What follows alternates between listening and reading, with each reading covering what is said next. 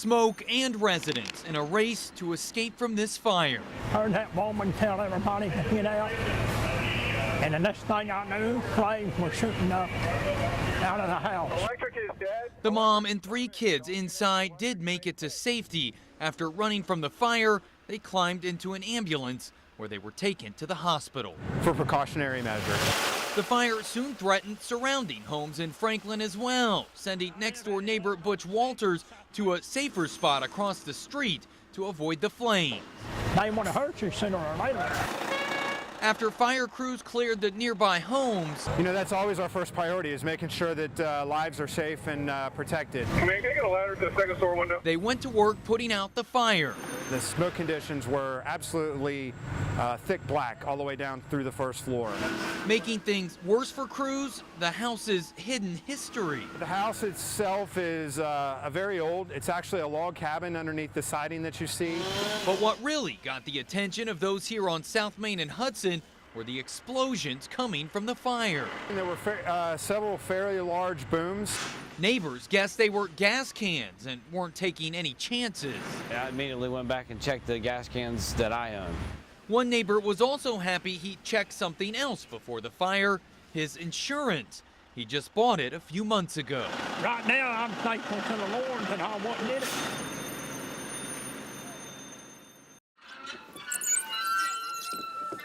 This is Orchardly Park in Oakwood, and it's between Orchard and Wonderly, and you get a lot of people that live around here that walk to the park. It's kind of a gathering place for families and Yeah. a lot of the younger kids and everything, and just a really nice place to hang out. And we try to get up here, I don't know, 3 times a week if the weather's nice. So. Playing in the sauna in the warming. Climbing and sliding down the slide with no edges. Well, we've been out as much as we could this winter, but it is so nice to be out with the kids not needing to wear coats, being out in the sun, being able to enjoy the weather and letting them play on the playgrounds and things that we ordinarily would be able to do over the winter. But this winter has been so rough that it's been really difficult to get out and do these things. It's a little warmer. What? I don't know. It's wonderful. My son had a sleepover with his friend, and we decided after some video games just come out and enjoy the weather. It's been nice to be able to come out today and get some of the energy out and let the kids run around. Hope everybody can enjoy the nice weather today. The kids, it's lucky they're actually off school today because Oakwood has a in-service day. So Take a break. hope as many people can come out as they can to enjoy the day. If spring wants to come, I hope it stays.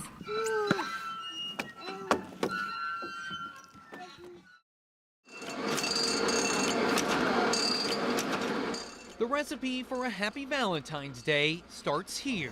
It's a wonderful time. This is where you'll find chocolate swirled, candies coated, and hearts melted. Our box means family.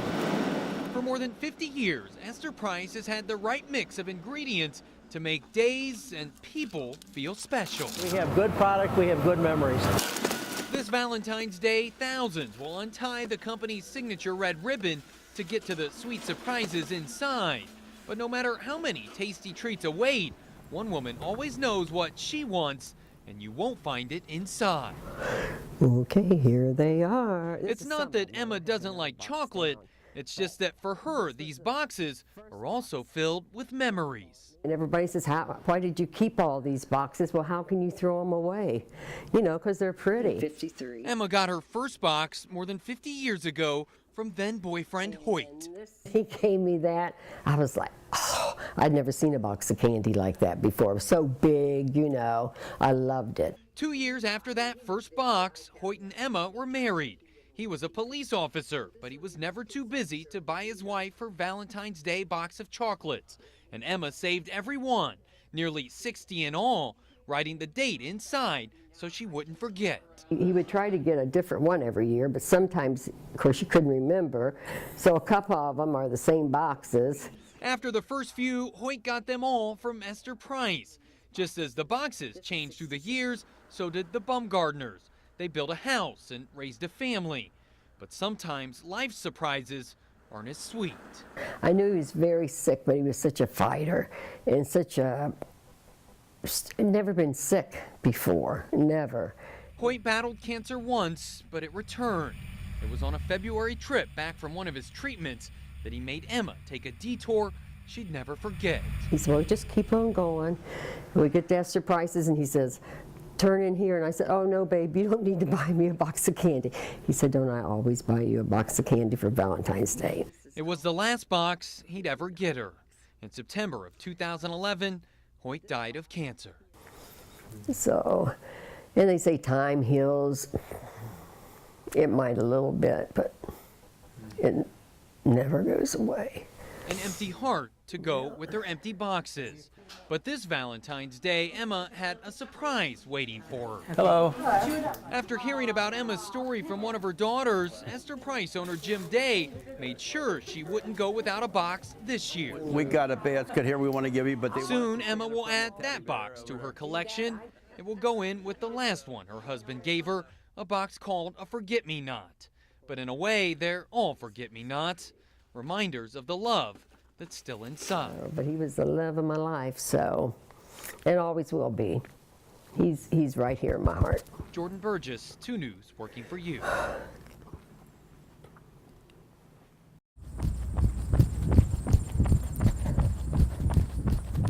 A runner's soundtrack. Feet keep the beat, breaths maintain tempo, and lyrics are an original score. I run for my son Connor, who has 22q deletion syndrome. He does still have an unrepaired heart defect. Samantha Block will be one of the 15,000 participants in this year's Air Force Marathon. All the runners, 10K, full marathon and half, are making the turn here. Rob Aguiar is the race director. He says what started as a fun run in 1997 has grown into a world-class event. But there's something more than crossing the finish line that keeps the masses coming back. And for that one moment, really, I don't know how many of us have this in our lifetime, in that one moment, you're the biggest deal that there is. So it's really cool. So you get to go underneath this aircraft, these wings, and at that finish line is going to be a general officer ready to present you with the medal. I'm not a good runner by any means. Don't look for my name in the finish results because I'm going to be, close to the bottom, but that's not what matters. For Samantha, it's Connor, her little boy battling a heart defect and a delicate immune system. He gives her strength to keep putting one foot in front of the other. Who's your Connor? We asked and you shared your inspiration. You're running for a son with autism and 3 daughters who love to make silly faces. A coworker's baby girl battling an illness. You run for our veterans, our country, for Mary, and for Caden. You run for Shayla, whose smile belies her battle. You run to celebrate being breast cancer free, for a father who's fighting cancer. You run for those who can't, for friends and loved ones no longer here. I'm out here for my kids. I'm out here for my own health and fitness and my sanity as a mom. When fueled by inspiration like this, race or not, it's always a step in the right direction. And you can see finish. Oh man, it's you talk about goosebumps, and if you're a little tired, you start to pick it up. Eye on the prize. Eye on the prize. Yeah.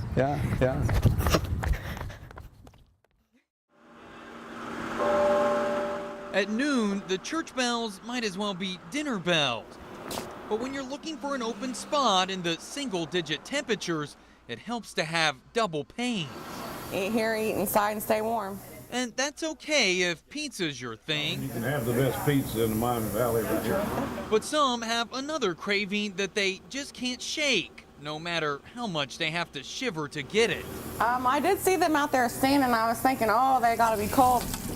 Even on the cold days, in here it's still sizzling because the hamburger wagon in Miamisburg spins its wheels year-round. I keep it open during the winter because I don't want people to forget about us. The wagon has a history with bad weather. It got its start just more than 100 years ago because of evacuations during the 1913 flood. There was a guy named Sherman Cocky Porter who went to the Red Cross and said, hey, I've got a family recipe for hamburgers. They're small. I can make them by the thousands and I can feed these people. More than a century later, the burgers still bring people in, even if it's not their choice to wait in the cold for them. My son wanted to. He's 6 years old and he said he had to have some hamburger wagon today. On a day like this, the customers are more layered than the menu, but you can still get an ice cold water. hey, you know, when you have these burgers, you got to have something to wash them down with. So Owner Jack Sperry says the cold isn't as hard on the workers they're good and salty, so they can handle the weather as it can be on the customers. But that didn't stop Clay Huff from trying his first ever hamburger wagon double. It's not that cold to me. I'm used to it. What did he think of it? It was worth the wait. Better than the wait, but it's awesome. Which is why even when Mother Nature provides the toppings, the wagon will be there with the burger. Whether it's raining or it's cold, or we're out here. As the water slowly recedes, many are left with more than just their reflections of all the rain we had. You can still find plenty of damage, like to this baseball field here in Fairborn, from what was clearly a strike thrown by Mother Nature. A rush of water, a flood of emotion. Everything's destroyed. Mother Nature is not a force to be reckoned with, I guess. Jeff Bunch and his West Xenia Drive neighbors in Fairborn would say that their basement possessions went down the toilet, except that the water wrecked that too, knocking it loose from the floor. It was coming down here like a waterfall. Like a waterfall. Oswaldo de la Cruz, who owns properties around the flooded area, says he hasn't seen this small stream become a raging river of this magnitude in the more than 10 years he's been here. It's never been this bad. But despite the force of the flooding that was enough to shatter windows, Oswaldo says his property largely escaped damage. For me, yeah, it's pretty lucky. I mean, my only worry is underneath the creek, underneath the pavement. I don't know what it's doing to it. Should have never gone in. But for others like Jeff, now comes the sad task of sorting through his soaked stuff. Clean up what we can clean and pitch the rest. And unfortunately, this water, nothing you can fence in, but many are hopeful that the dry conditions over the next few days will give this area a chance to get its head back above water. Jordan Burgess, 2 News, working for you. Mad River's here out in Logan County. We're outside of Bell Fountain, kind of between Bell Fountain and Marysville. We're Ohio's largest ski and snowboard resort. And, we got about 144 acres here of pristine winter environment out here in the middle of Ohio. We have about 33% of our terrain is beginner, 33 is intermediate, another 33 is on the, I would say, advanced level where you have your terrain parks, your big airs, and then you have a little bit more of a steeper terrain and glades. I mean, it's just the best place around. The effort that they put in here into building fun rails and jumps for everybody is really top-notch. The sport that I've been participating in for a long time now, it'll be cool to see on TV. Seeing the progression of winter sports, action sports, I thought that slopestyle was a natural fit for the Olympics. You know, halfpipe has been in there for a long time, and slopestyle, you know, is actually geared more towards a lot more people. A lot of ski resorts across the country have the slopestyle kind of jumps and rails that you're going to see in the Olympics. It's pretty amazing when they're going upside down twice, spinning 3-4 times around. I can't do any of that stuff they're doing, you know. I might have a little bit better perspective on it, having, you know, tried some easier things, but it really is pretty amazing. I think the public is going to really like this event. Both sides of the spectrum too. Skiers can do, you know, crazy amount of tricks, and snowboards can do the same thing. You know, skiers, they're both really different. I mean, it's just amazing the tricks that skiers can do, and the tricks that snowboarders can do. And the competition, it's great that they have both men and women. It's gonna offer the Olympics a brand new sport that I think is really gonna. It's going to show a lot of people why it should have been in the Olympics for years, honestly. There's some negative publicity about it, with it being just like a punk sport or fringe sport. So I just hope that people watch it with an open mind and try to appreciate it for what it is.